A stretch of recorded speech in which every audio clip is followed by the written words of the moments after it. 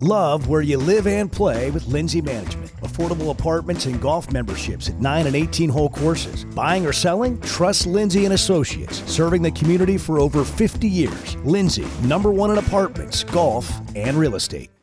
Want to run faster, jump higher, move with more power? The Sports Recovery and Development Program at Bridges Therapy Group builds speed, strength, agility, and endurance while correcting movement issues that can cause injury.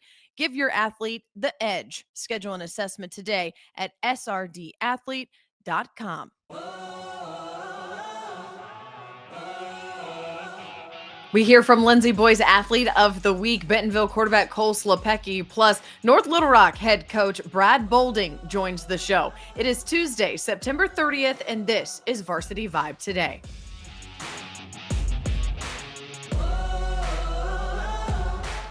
Welcome in to Varsity Vibe Today on this Tuesday. I'm your host, Alyssa Orange, and I want to get straight to a big-time shout-out with our Lewis Automotive opening drive. The fall kickoff event happening now at the Lewis Automotive Group. Unbeatable prices and special financing. Your next vehicle is ready for you now at one of their 3 locations, Fayetteville, Springdale, and Farmington. I know we focus a lot on the football field, but I want to give a shout out to Fayetteville volleyball and senior Piper Beatty. Piper on Thursday getting her 1,000th career kill in their match over Northside. She's committed to the University of Missouri, just another talented volleyball player to come through this Fayetteville volleyball program. Earlier in the year, I was able to catch up with her about her volleyball journey, why she committed to Mizzou, and why this sport means so much to her.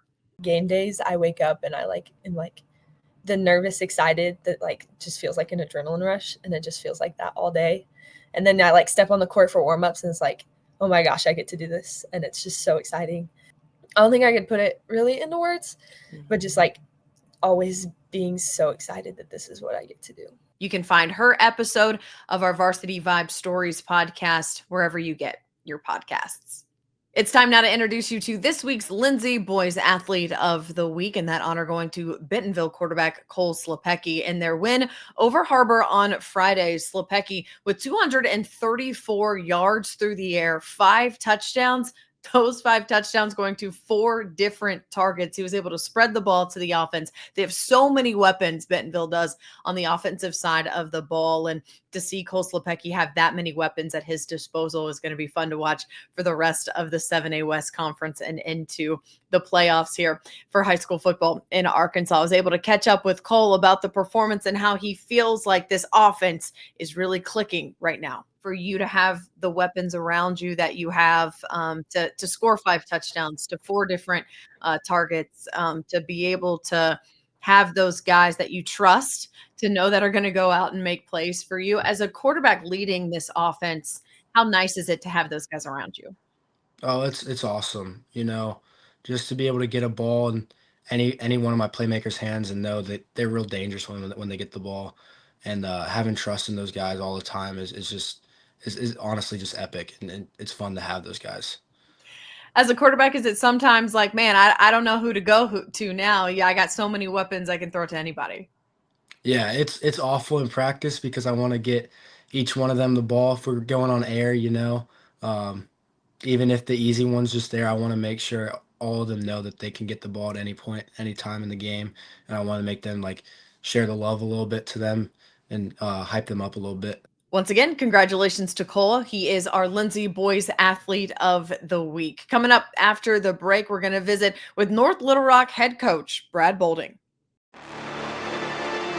If you're an athlete that wants to improve your game, maybe improve your 40, jump higher, have better agility, Bridges Therapy Group's Sport Recovery and Development Program can help. They've been helping student athletes reach their highest potential for quite a while now. They've got a team that includes physical therapists, athletic trainers, personal trainers, and occupational therapists. And together, they design individual plans to build speed, explosive power, agility, strength, and endurance. Whether your athlete's returning from rehab or working for a competitive edge, SRD provides the training and guidance to help them succeed. Schedule your athlete's assessment today at srdathlete.com.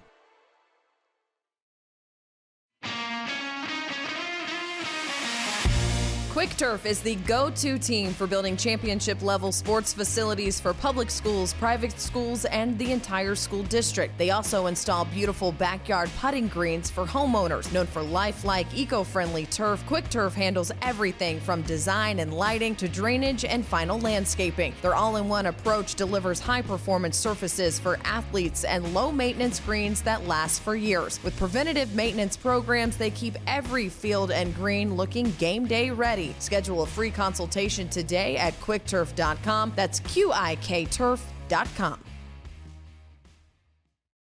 Matt Lewis with Lewis Automotive Group, excited to announce our trade-in, trade-up event.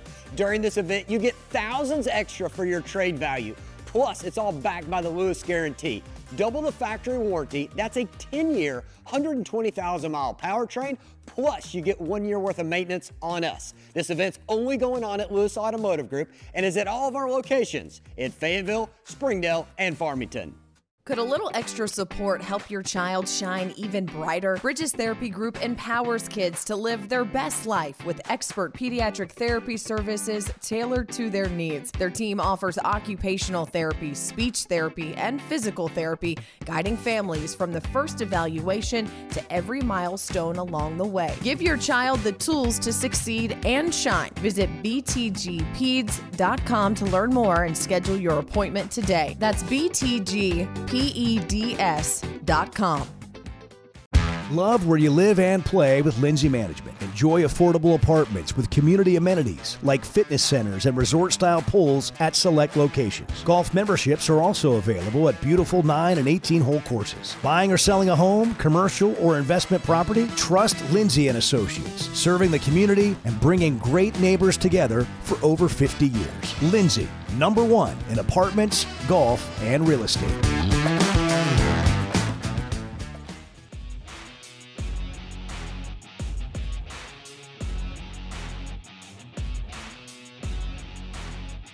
Welcome back to the show. It is now time for our Central Arkansas Spotlight, brought to you by Everett Chevrolet. Family-owned, customer-friendly, together, let's drive. Today, spotlighting North Little Rock. Head coach Brad Bolding taking back over that program, one that he ran for 8 seasons before going to Parkview, winning 3 state championships with the Patriots. And now he's back to help rejuvenate a program that he truly cares about. This is home for him. This is what he wants to see have a state title to their name, have success, and a program that he thinks has all the pieces, all the facilities, all the resources to do so. It's a rebuilding year, and they're focused on the process. They're 1-3 right now to start the 2025 season. They lost their opening conference game against Pulaski Academy in week 4. But looking at the film and taking away things that happen, it's things that are fixable. It's things that they can learn from and move on from and continue to see success in little chunks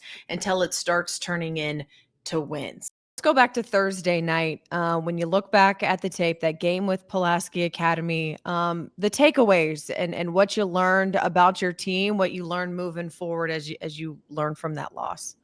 Yeah. So, we've really learned from the last several games that we've played.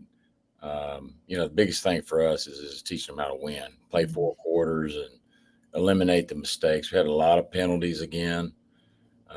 Those are things that we've got to get cleaned up. We were better on our procedure penalties. We were leading at half. We were actually driving to score again when we were up, I believe it was 17-6 or something. And, we had turnovers, and we've got to learn to play 4 quarters and not let up and really be relentless for 4 quarters. But and it's part of the process when you're building something. And I've seen it many times over the years doing this at different programs that, you're going to have your bumps, bruises, and it's just part of it. But hopefully people understand, we live in a microwave society. So everybody wants stuff really fast. And, it's in this profession, you have to have some patience if you want to do it the right way. And that's kind of the way I've always tried to build programs. When I do it, is from the ground up, and I take pride in building a really strong foundation. So, you typically can win year in and year out once you get the culture and everything right. But the takeaways I learned Yeah. from kids played really hard. They gave great effort. It's just mistakes and penalties. Mm-hmm. And when you've been losing, for a couple of years, that mentality, you have to really do a good job as coaches to stomp that out and get them thinking, in the right way.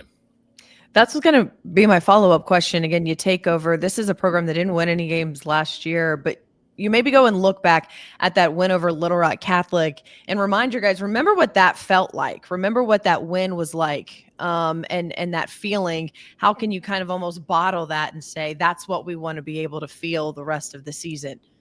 Yeah, that was a really interesting game.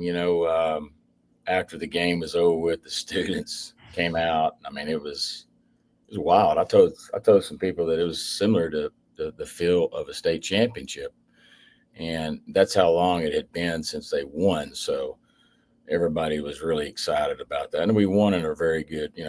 I thought we did really well offensively and defensively.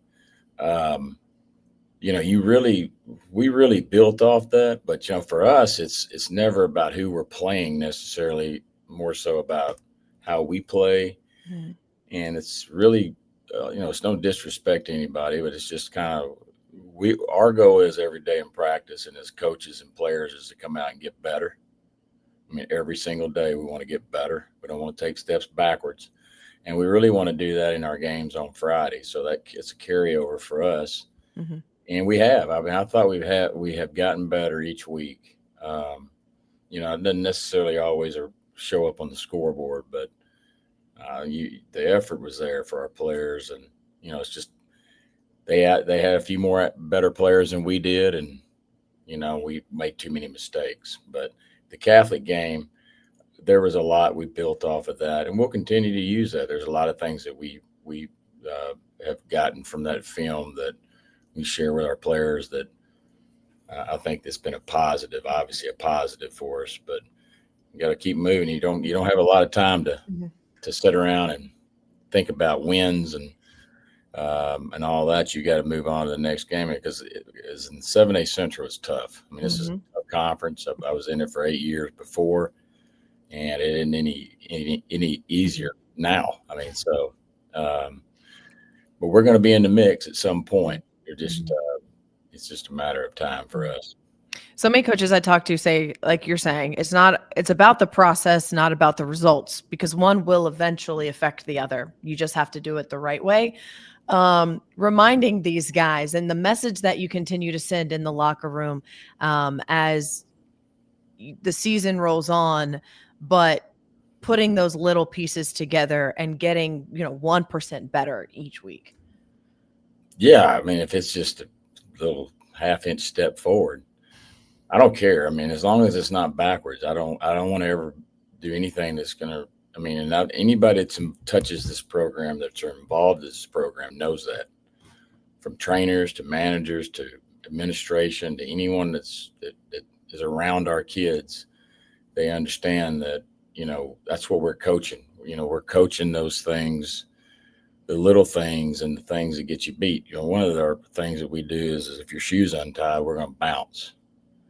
So a lot of people look at that and go, oh, but it is little things throughout a game over and over, just stacking them that cost you the game. And a clean locker, tying your shoe, not putting your hands on top of your head or on your hips or bending over, being really disciplined as an individual and then ultimately as a collective group, with that same philosophy as the little things are what matter to us. How do you take the field? How do you get off the field? All those things for us matter. And I think that you can you learn really more from losing. Honestly, you learn a whole lot more from losing than you do from winning. And when you win, everybody's telling the kids how great they are. You know what I mean? Like, yeah. Oh, y'all are great. Y'all just, you're going to be unbelievable. To me, in that instance, that's when we want to step up and be coaches and coach those things. Like, no, we still got a lot of things we're doing wrong that we need to fix. Yeah, we won, but there are a lot of things we still need to fix. Now, when you lose, I mean, you can go through a whole gauntlet of things that you need to fix, and we had several in our loss against PA that we were able to really talk about on Sunday with our players, and hopefully those things get cleaned up. The longer you go here for us, I mean, I just think that we're going to get better each game. So, the teams that we play later on in the year, I think we'll see a different team than what you saw, like Rogers, or if you saw us on TV the other night. So looking ahead with Conway, when you're looking again at what this team needs to do to execute, and if I were to say, in order for you to beat Conway, you have to do what? I'm sure it's clean up those little things, but is there anything specifically against that team you want to see? We're going to play our best game. I mean, there's no ifs, ands, or buts about it. I don't lie to the players. I don't fill them full of, stuff, because that stuff doesn't last. You have to be realistic. You have to tell them what's at hand, and that way there's no surprises. So they know Conway's really, really good, and they always have been, at least since Buck's been there, and he's one of my really close friends. So I know how he runs the program. They've had a quarterback issue I think they had one that got hurt, broke his leg, so they got a backup quarterback in there. So obviously I think we're going to make it difficult for him. We want to someone that's not used to being in there. I think you've got to create some issues for him, whether it's in the secondary or blitzing or whatever. Fronts, there's a lot of different things you can do. So, and I think they'll probably be similar. They're going to want to stop our running game. I mean, we're really pretty good at running the football. We're going to probably do more of it. And so I'm assuming that's kind of their game plan going in to stop what we do best. And that's kind of the, without lack of a better phrase, that's kind of what all of us coaches go into each game with is, here's where we want to attack. These are their weakest players. This is what they do good. So that's the strategy of preparing, on Sundays. When you, and I'm sure you've been asked this question many a times since you took over again, but when you came back to North Little Rock, what was your vision? What was your goal? Why did you want to take over one more time with this program? That's a good question. And I've answered it a bunch, but I actually like to answer because I have a son that's an 8th grader. My kids stayed in school at North Little Rock. So I've got 2 daughters that are in college at the U of A, and my son's an 8th grader. So we've always lived in North Little Rock. So it's kind of we're Dogtown people. I mean, we've been here since 2007. That's when I got the job the first time. And so we didn't move when I worked at Parkview. Friends galore over here. I mean, there's not anybody really still in the district that was here when I was here the first time. And the district's changed a lot, and really changed in a positive way. So that was really something that, I kind of felt like that'd be cool to, go back to, because, working for some good administrators that care about football, that makes all the difference in the world. So they have that in place. And obviously the facilities, I was able to design these facilities and never got to enjoy them.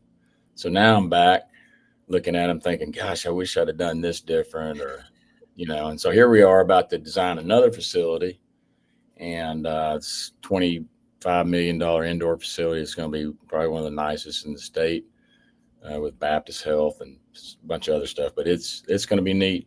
So all those things plus a pay raise. I mean, obviously that helps. And then I don't have to teach a class. So they really took care of me. And I feel like there's unfinished business here. 5 of the last 6 years I was at North Little Rock, we went to the semifinals, but we never really got over the hump. So I want to take what we learned at Parkview from winning those 3, and really kind of try to implement that. I'm a better coach, I think, this go around than I was the last. I think a lot of that has to do with my age. The older you get, the wiser you get, especially in the field that you're in, typically. So I feel like I'm a better coach coming around at this time at North Little Rock. And I mean, the players are here. They always have been. This is an elite program. I mean, they were in state championship game 5 times, back in 2000s, or I guess it was 2016 was their first year. So, they've been there and done it. It's an elite program, and that's kind of way I've approached it with them. And when I hit the ground running, I worked these guys from January to when we started fall camp, probably harder than any group that I've ever worked. So they're those kids that are still on the team really bought into it and what we're doing. And so I've been super happy. This is probably the funnest I've had in my coaching career. Does it feel rejuvenating? Because it sounds like this is home, right? That's kind of, if you were to sum it up, it's home for you. Do you feel rejuvenated then as a head coach coming back and kind of really being able to be like, okay, I got an idea of what I want to do, and this is where I want to do it? Yeah, I mean, I'm really excited. I think my whole family is excited about it. It was obviously my wife, I think, probably struggled the most. That was something that she struggled with coming back, just because of how we were treated before. But like I said, none of those people are around. And so now, what I want them to experience is what we were able to experience the last 3 years at Parkview. And it will be unbelievable. I mean, unbelievable at North Little Rock. If we can get that culture, which we will, like we had at Parkview, and we get the winning happening like we had at Parkview, it will be a really fun town to be living in. I mean, because people are just waiting. They want it. They're disappointed in the Razorbacks. They're disappointed in a lot of things. So if North Little Rock football can start winning right here in the middle of Central Arkansas with the facilities that we have, I think we'll have great crowds, and we'll have a lot of kids wanting to play. What would it mean to you to be that coach that gives them that state title for this community, for the school, for these players, the players that came before, the players you coached the first time around, to be able to help them win a state title? I mean, that would be probably one of the coolest things ever. I mean, I would think that it would be really neat for this town. We would be for me and my family. I mean, especially my daughters that went to school here, and we're in the student section.